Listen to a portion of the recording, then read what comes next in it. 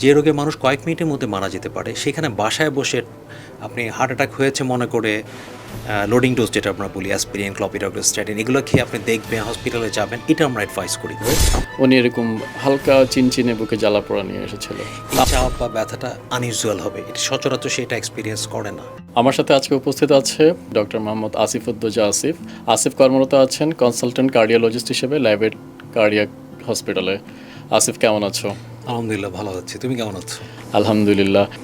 তো হার্ট অ্যাটাকের আমরা সিমটম মোটামুটি সবাই জানে যে বুকে প্রচণ্ড ব্যথা, বাট মোর প্রিসাইজলি যদি আমরা জানতে চাই যে কারো যদি হার্ট অ্যাটাকের লক্ষণ দেখা দেয়, ইউজুয়ালি কী কী লক্ষণ প্রকাশ পায়? আচ্ছা, আমি একটু সহজ করে বলি ব্যাপারটা, যে কারো বুকের মাঝখানে অথবা বুকের বাম পাশে প্রচণ্ড ব্যথা অথবা প্রচণ্ড চাপ অনুভূত হওয়া অথবা এমন মনে হচ্ছে যে তার দম নিতে কষ্ট হচ্ছে, শ্বাস নিতে কষ্ট হচ্ছে, এই চাপ বা ব্যথাটা আনইউজুয়াল হবে, এটা সচরাচর সেটা এক্সপিরিয়েন্স করে না। এবং এটা যেটা হবে, এই ব্যথা বা চাপটা আস্তে আস্তে গলার দিকে, হাতের দিকে, ব্যাকের দিকে চলে যেতে পারে। হ্যাঁ, এটা হচ্ছে মোস্ট কমন সিমটম। এবং সাথে সাথে পেশেন্টের এমনও হতে পারে, পেশেন্টের কাছে মনে হচ্ছে আমি মনে মারা যাবো, যেটাকে আমরা বলি ফিয়ার অফ ইম্পেন্ডিং ডেথ, এটাও হতে পারে। ইমপেন্ডিং ডেথ, পেশেন্ট ভাবছে উনি মারা যাবে, রাইট। কখনো কখনো সাথে চিকন একটা ঘাম দেয়, যেটা বললাম। আর আরেকটা জিনিস যেটা আমি হাইলাইট করতে চাই বর্তমান প্রেক্ষাপটে, যেটা হয় যে প্রায় জ্বালা পোড়া হয়। ইভেন বুকের মাঝখানে জ্বালা পোড়াটাও কিন্তু হার্ট অ্যাটাকের লক্ষণ হতে পারে। অ্যাসিডিটির সিমটম থাকবে, এক্স্যাক্টলি, কিন্তু আসলে অ্যাসিডিটি না। এক্স্যাক্টলি পেশেন্ট তো ধরে নিচ্ছে যে আমার তো এটা মনে জ্বালা পোড়া মানে আমার অ্যাসিডিটি, আমার তো হার্ট অ্যাটাক না, আমার একটা অ্যাসিডিটি সমস্যা। ইভেন পেশেন্ট এসে আমাদের কাছে মাঝে মাঝে এমন বলে, আমরা তো ফিচার পাচ্ছি হার্ট অ্যাটাকে, সে বলে যে না ডাক্তার, আমার তো এটা অ্যাসিডি, আমি তো গরু মাংস ঝাল দিয়ে খেয়েছিলাম। আমার মনে পড়ে আমি যখন ইন্টার্ন করি, এরকম রাতে মেডিসিনে ডিউটিতে ছিলাম, একজন বয়স্ক মহিলা এসেছিল, 70 বছর বয়স্ক হবে। উনি এরকম হালকা চিনচিনে বুকে জ্বালা পোড়া নিয়ে এসেছিল।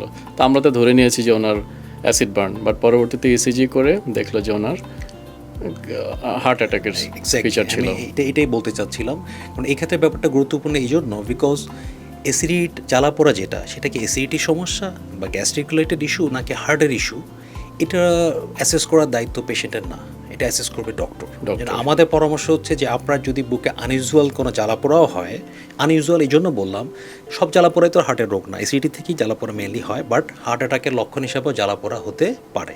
বাট এটা যদি আনইউজুয়াল হয়, বেশি সময় ধরে হয়, সময় ক্ষেপণ না করে, ওভার দ্য কাউন্টার বিভিন্ন মেডিকেশন দিয়ে ট্রায়াল না দিয়ে, সময় নষ্ট না করে নিকটস্থ একটা হাসপাতালে যান, ওখানে আপনি জেনারেল ফিজিশিয়ান বা এমবিএস ডক্টর দেখান, ওরা একটা ইসিজি করে অ্যাসেস করে ওনারা ডিসিশন দিক যে আপনার এই ব্যথা বা জ্বালাপোড়াটা কি হার্ট অ্যাটাকের নাকি অ্যাসিডিটি বা অন্য কোনো সমস্যা। দেন উনি যদি মনে করেন যে না এটা হার্টের না, তাহলে উনি হয়তো আপনাকে অ্যাসিডিটি মেডিকেশন দিয়ে বাসায় পাঠাবে। বাট আপনারা দয়া করে বাসায় বসে বা ফোনে কারো পরামর্শ নিয়ে, আমরা বলি যে পেশেন্টরা যাতে এটা মানে অ্যাসিডিটি বলে বসে না থাকে, এটা খুব কমন বাংলাদেশ অ্যাসপেক্ট।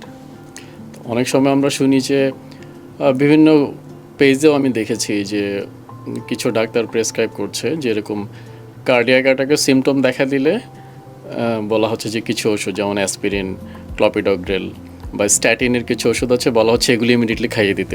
এই জিনিসটা কতটুকু যুক্তিযুক্ত? আমরা সত্যি কথা বলতে এটা আমরা এনকারেজ করি না, কারণ হার্ট অ্যাটাক হচ্ছে একটা মানে মৃত্যুর ঝুঁকি সবচেয়ে বেশি কোন রোগে, হার্ট অ্যাটাক, সবচেয়ে বেশি মানুষ মারা যায় হার্ট অ্যাটাকে। তো যেই রোগে মানুষ যখন তখন মারা যেতে পারে, ইভেন উইদিন মিনিটস, আপনি কয়েক মিনিট সময় নাও পেতে পারেন।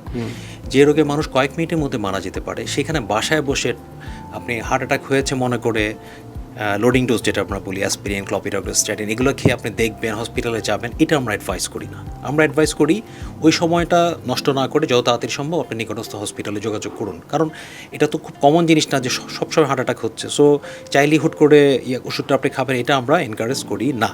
তবে এক্সেপশনাল কেস আছে, সে একটা পেশেন্ট ইফোর্ট এনজয় না, সে আগে থেকে হার্টের রোগী, বাট তার কখনো হার্ট অ্যাটাক হয়নি, সে নিয়মিত অ্যাসপিরিন খাচ্ছে, স্ট্যাটিন খাচ্ছে, তার যদি হার্ট অ্যাটাকের ফিচার হয়, হ্যাঁ, তখন সে লোডিং ডোজ যেটা আমরা বলি এটা সে খেয়ে হসপিটালে রওনা দিতে পারে। ইউজুয়ালি এরকম আছে কি যে কার্ডিয়াক অ্যাটাক ডেভেলপ করলো, এর মধ্যে ডেভেলপ করা থেকে এতক্ষণ পরে যদি সে চিকিৎসা গ্রহণ করে, দেখা যায় তার মৃত্যুর ঝুঁকি অনেকাংশে কমে যায়। মানে এরকম কোনো টাইম ফ্রেম কি আছে?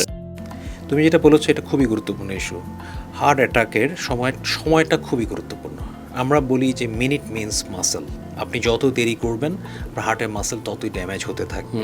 সেক্ষেত্রে আমরা একটা টাইম ফ্রেম বলে দিই, 0 to 12 আওয়ার, অর্থাৎ বুকে ব্যথা শুরু হওয়ার সময় থেকে 12 ঘন্টার মধ্যে, যত তাড়াতাড়ি সম্ভব।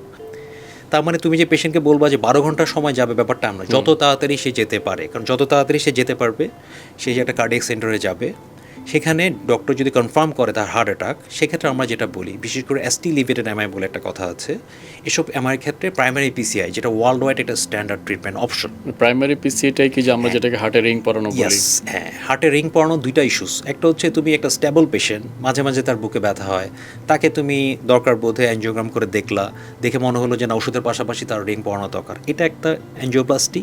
আরটা হচ্ছে হার্ট অ্যাটাক অবস্থায়, যেটাকে আমরা লাইফ সেভিং বলতে পারি। এবং to be honest, world wide এটা এই জন্যই স্ট্যান্ডার্ড। তুমি চিন্তা করে দেখো, তোমার হার্ট অ্যাটাক চলছে বা একটা পেশেন্টের হার্ট অ্যাটাক চলছে, কেন হয়েছে? কোনো একটা রক্তনালী 100 ভাগ ব্লক হওয়ার কারণেই তো হার্ট অ্যাটাকটা হলো, তাই না?